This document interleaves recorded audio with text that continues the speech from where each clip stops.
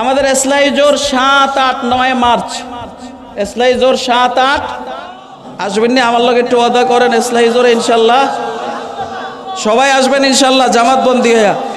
যদি সে এসলাই জোরে আসেন আর আল্লাহ যদি তৌফিক দেয়, যদি এই বয়ানটা হয়, তাহলে আশা করি উজানি লইয়া আর কোনো কথা থাকবে না। আজকে কত কথা, কত সমস্যা, কত আলোচনা, কত সমালোচনা, উজানি লইয়া কত কথা হয় যে জিকির এমনে করে কা, এই করে কা, সেই করে কা, লাফায় কা, কুদায় কা। প্রশ্ন আছে না নাই? আসেনি? কোন সমাধান দরকার না? একটা সময় এটার কোনো প্রশ্নটা ছিল না, প্রশ্নটা ছিল না। কেন ছিল না জানেন? যারা জিকির করত তারা আসলেই জাকিরিন ছিল।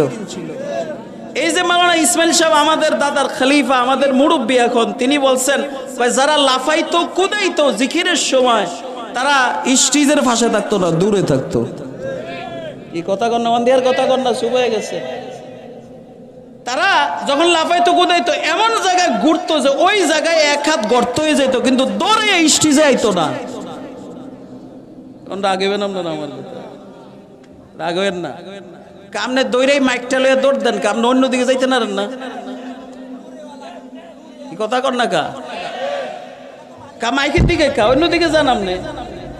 হ্যাঁ, এই জন্য এই ব্যাপারে আসলে এই ব্যাপারে এখানে একটা শরীর সমাধান দরকার, শরীর সমাধান দরকার, শরীয়তের সমাধান দরকার। যে আসলে এই ব্যাপারে শরীয়ত কি বলে দরকার আছে না ভাই?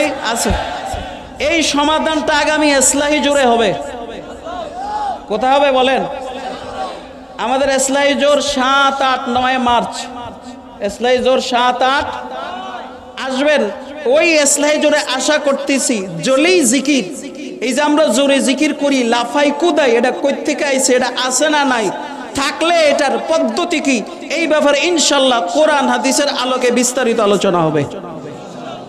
আসবেন না? আমার লগে একটু ওয়াদা করেন এসলাই জোরে ইনশাল্লাহ সবাই আসবেন ইনশাল্লাহ জামাত বন্দি হইয়া। যদি সে এসলাই জোরে আসেন আর আল্লাহ যদি তৌফিক দেয়, যদি এই বয়ানটা হয়, তাহলে আশা করি উজানি লইয়া আর কোনো কথা থাকবে না।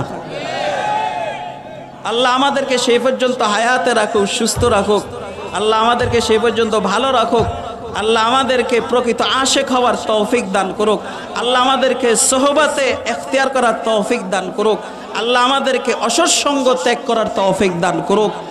আমিন আমিন। সুবহানাল্লাহি ওয়া বিহামদিহি সুবহানাক।